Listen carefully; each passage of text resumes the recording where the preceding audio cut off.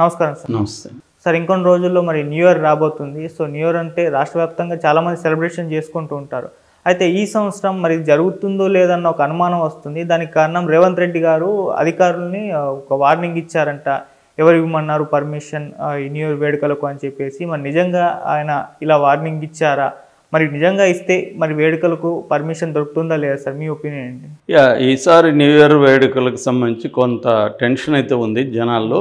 ఎందుకంటే పర్మిషన్లు ఇస్తారా లేదని కొత్తగా వచ్చిన సిపిగా వచ్చిన శ్రీనివాసరెడ్డి కావచ్చు, మిగతా ఇద్దరు కావచ్చు, రాచకొండ, సైబరాబాద్ ఈ మూడు సిపిలు ఉన్నారు. ఓకే, ఈ ముగ్గురు కూడా స్ట్రిక్ట్గా ఉన్నారు. ముఖ్యంగా ఈయన శ్రీనివాసరెడ్డి అధికారం తీసుకున్న వెంటనే ఫస్ట్ మాట్లాడింది డ్రగ్స్ ఫ్రీ స్టేట్గా చేస్తాను, డ్రగ్ ఫ్రీ సిటీగా హైదరాబాద్ని చేస్తానని చెప్పారు. సో ఈ క్రమంలో ఇప్పుడు న్యూ ఇయర్ వేడుకలకు కానీ అనుమతిస్తే ఇవి పెద్ద ఎత్తున డ్రగ్స్ ఫ్లో అవుతుంది, మనం ఏదైతే ఆశించామో అది నెరవేరదు అనేది రేవంత్ రెడ్డి అనుకున్నాడు. గతంలో కూడా రేవంత్ రెడ్డి న్యూ ఇయర్ వేడుకల్లో అన్నిటికీ పర్మిషన్లు ఇచ్చేసి విచ్చలవిడిగా డ్రగ్స్ ఇతర అరాచక వ్యవహారాలు అంతా వచ్చాయనేది రేవంత్ రెడ్డి గతంలో కూడా విమర్శించాడు. గతంలో అయితే ఈయన విహెచ్ హనుమంతరావు లాంటి వాళ్ళు ధర్నాలు కూడా చేశారు దీనికి వ్యతిరేకంగా. అందుకని ఇప్పుడు కాంగ్రెస్ పార్టీ వచ్చింది కాబట్టి అసలు న్యూ ఇయర్ వేడుకలు ఉంటాయా ఉండవా అన్నది ఒక సందిగ్ధంలో అయితే పడింది. ఎందుకు పడిందంటే నిన్న రేవంత్ రెడ్డి వివిధ అధికారులతో సమీక్ష సమావేశాలు నిర్వహించాడు. ఆ క్రమంలో ఆయన చెప్పింది ఏంటంటే ప్రధానంగా సన్బర్న్ ఫెస్టివల్ మీద ఆయన సీరియస్ అయ్యారని చెప్తున్నారు. సన్బర్న్ మ్యూజిక్ ఫెస్టివల్ అది ఎవ్రీ ఇయర్ జరుగుతుంది. లాస్ట్ ఇయర్ కూడా గచ్చిబౌలిలో జరిగినప్పుడు కూడా దాని మీద గొడవలు వచ్చాయి. లాస్ట్ ఇయర్ జరిగినప్పుడు ఎవరో ఒక అనుమానాస్పదంగా ఒక కుర్రవాడు చనిపోయినాడని కూడా వార్తలు వచ్చాయి అప్పుడు. సో అందువల్ల సన్బర్న్ని నిషేధించాలని అంటున్నారు. యాక్చువల్గా ఇది మహారాష్ట్రలో, గోవాలో, కర్ణాటకలో కూడా బ్యాన్ చేయబోతున్నారు, క్యాన్సిల్ చేస్తున్నారు షోలు అని చెప్తున్నారు. సో ఈ నేపథ్యంలో ఇక్కడ కూడా మనం తెలంగాణలో కూడా ఆ సన్బర్న్కి మీరు పర్మిషన్లు ఎవరు ఇచ్చారని అడిగారు ఆయన. మేము ఎవరు ఇవ్వలేదని పోలీస్ అధికారులు చెప్పారు. కానీ మరి మీరు ఇవ్వకపోతే ఆన్లైన్లో టికెట్లు ఎట్లా అమ్ముతున్నారు, బుక్ మై షోలో టికెట్లు పెట్టారు అని రేవంత్ రెడ్డి వాళ్ళ మీద సీరియస్ అయ్యాడని చెప్తున్నారు. నిజానికి నేను చూస్తే కూడా బుక్ మై షోలో పెట్టారు. ప్రారంభ టికెట్ 2299 ఉంది. అర్లీ బర్డ్ మేల్ అంటారు దాన్ని, ఆ టికెట్ పేరు.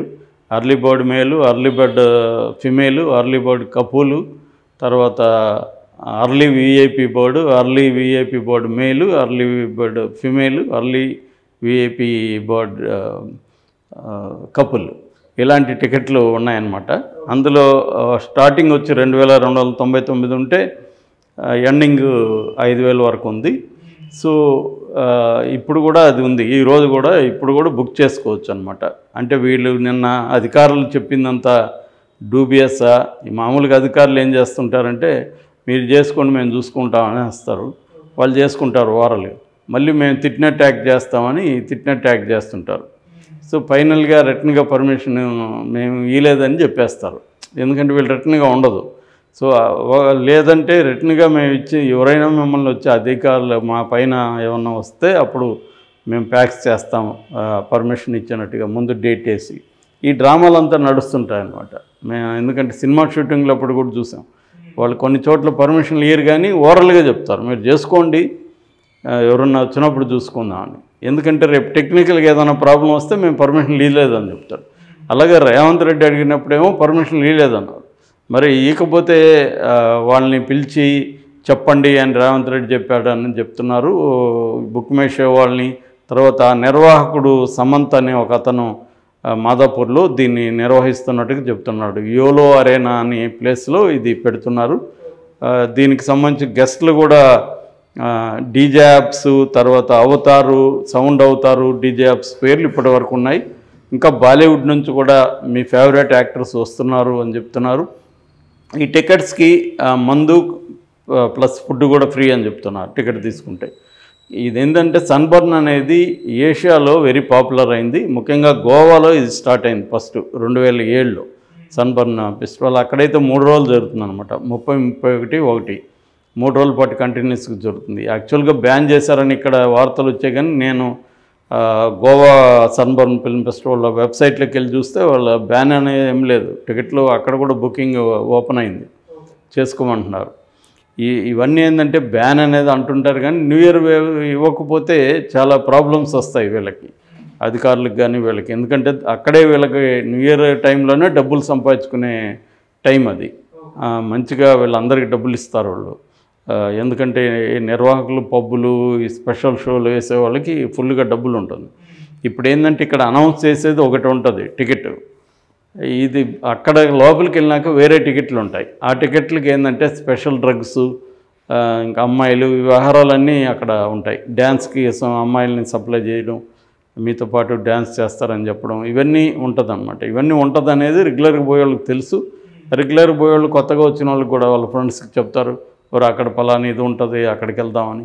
ఇలాగా వీళ్ళు ఆ రోజు బాగా డబ్బులు విపరీతంగా చేసుకుంటారు. సో 20,000 30,000 కూడా వాళ్ళకి ఛార్జ్ చేస్తారు. సో దాంట్లో వాటా పోలీసులకు కూడా వెళ్తుంది, ఎందుకంటే పోలీసులకు తెలియకుండా ఇవేం జరగవు. సో కాబట్టి ఇవన్నీ తెలిసి వ్యవహారం. మొన్న అక్కడ కూడా ఎక్కడో నేను షాప్ దగ్గరికి వెళ్ళి ఉంటే ఆ బోర్డు ఎత్తుకుపోతున్నారు పోలీసులు, ట్రాఫిక్. ఏంది బోర్డు ఎత్తుకుపోతున్నారంటే, ఈరోజు మామూలు ఇవ్వలేదు సార్, అందుకని ఎత్తుకుపోతున్నారు, మళ్ళీ మామూలు ఇచ్చి తెచ్చుకోవాలన్నారు. ఇట్లాంటి కామన్ ఇవి ఏ గవర్నమెంట్ ఉన్నా. సో ఇదేంటంటే రేవంత్ రెడ్డి ఏంటంటే ప్రతిదీ నేనేదో భిన్నంగా చేస్తున్నాను, గతంలో నేను విమర్శలు చేశాను కాబట్టి ఇప్పుడు దాన్నంతా మారుస్తాను అనే పద్ధతిలో నేను ట్రై చేస్తున్నాడు. కానీ ఒకవేళ నిజంగా ఆయనకి చిత్తశుద్ధి ఉండొచ్చు, ఉన్నా కూడా చేయలేరు. ఎందుకంటే వ్యవస్థల్ని ఒక్కసారిగా ఎవడో ఒక వ్యక్తి వచ్చి మార్చేసేదాన్ని సినిమాల్లో చూడొచ్చు, బాగానే ఉంటుంది, కానీ లేదా చెప్పుకోవడానికి బాగానే ఉంటుంది, కానీ అంత ఈజీ కాదు. ఎవరు వచ్చినా వ్యవస్థలు అనేవి ఒక్క రోజులో మారవు, వాటికి చాలా టైం పడుతుంది మారడానికి. సో అది అంత ఈజీ కాదు. ఇప్పటికీ మనకి స్వతంత్రం వచ్చి ఇన్నేళ్ళైనా కూడా ఇప్పటికీ పోలీసులు కొడుతున్నారు.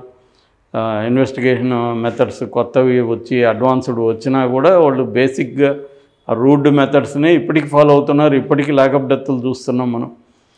ఇవన్నీ ఎందుకు జరుగుతున్నాయంటే పై స్థాయిలో ఉన్నా కూడా వీళ్ళెవరు కూడా వాళ్ళ మాట వినరు. ఎందుకంటే వీళ్ళ అవసరం వాళ్ళకి కూడా ఉంటుంది. రేపొద్దున వీళ్ళేవో రకరకాల ఫేవర్లు పోలీసులను కూడా అడుగుతారు. అవి చేయాలంటే వీళ్ళు చేసే పనులని వాళ్ళు గట్టిగా చూస్తున్నట్టు వదిలేయాలి. సస్పెండ్ అంటారు, ఒక డ్రామా ఆడతారు, మళ్ళీ తీసుకుంటారు ఆ హడావిడ అణిగిపోయినాక. సో ఆ మధ్య లంబడి ఆమెను కొట్టారు, సస్పెండ్ చేశారు. మళ్ళీ దాంట్లో ఏమైంది ఎవడికి తెలియదు ఇప్పటివరకు. ఇంతే జరుగుతుంటాయన్నమాట. మళ్ళీ వాళ్ళ సస్పెన్షన్ తీసేస్తారు, అవేమి ఉండవు. ఆ సస్పెన్షన్ అనేది కూడా ఒక హాలిడే లాంటిది. సో ఇట్లా ఈ న్యూ ఇయర్ సందర్భంగా ఈవెంట్స్ బ్యాన్ చేస్తామని చెప్తున్నారు, కానీ బ్యాన్ చేసే ప్రసక్తి ఏమి ఉండదు. అన్ని న్యూ ఇయర్ ఇన్సిడెంట్లు ఉంటాయి, సంఘటనలు జరుగుతాయి. సో ఇదైతే ఏమి బ్యాన్ అయితే కాదు. ఎందుకంటే ఈ పబ్బులు ఇవన్నీ కూడా ఏదో ఒక రకంగా రాజకీయ నాయకులకి లింక్ ఉంటుంది. వాళ్ళు రెండోది వాళ్ళు పెద్ద పెద్ద వీవీఐపీలే ఎక్కువ మంది అక్కడ ఉంటారు. సో వాళ్ళందరికీ సంవత్సరానికి ఒకసారి వచ్చేదాన్ని రూయిన్ చేయాల్సిన అవసరం ఏంటి. రెండోది గవర్నమెంట్కి కూడా ఆదాయం వస్తుంది, ట్యాక్స్ రూపంలో, రకరకాల రూపాల్లో ఆదాయం గవర్నమెంట్కి కూడా వస్తుంది. సో దీన్నంతా వదులుకునేదానికి ఏ గవర్నమెంటు రెడీగా ఉండదు. ఎందుకంటే ఆల్రెడీ గవర్నమెంట్స్ అప్పుల్లో మునిగిపోయినాయి పథకాలు. ఇప్పుడు కాంగ్రెస్ ముందు పెద్ద ఛాలెంజ్ ఉంది. అలాంటి ఛాలెంజ్ ఉన్నప్పుడు సో వాళ్ళు ఎందుకు వదులుకుంటారు? కాబట్టి ఏంటంటే ఇదంతా బయటికి మేము స్ట్రిక్ట్గా ఉంటాను అని రేవంత్ రెడ్డి చెప్పడం తప్ప నిజంగా సన్బర్న్ ఫెస్టివల్ అయితే ఖచ్చితంగా 100% జరుగుతుంది. ఎందుకంటే ఇప్పటికీ ఈరోజు కూడా ఓపెన్లోనే ఉంది టికెట్. ఈ ఫెస్టివల్ కాదు, ఏ ఫెస్టివల్ కూడా బ్యాన్ కాదు. వాళ్ళు చెప్తున్నారు మిగతా రాష్ట్రాలని, అక్కడ కూడా సన్బర్న్ కాకపోతే ఇంకే మూన్ బర్న్ అని చేస్తారు. దాన్నేమి ఆగే పరిస్థితి అయితే ఏమి ఉండదు.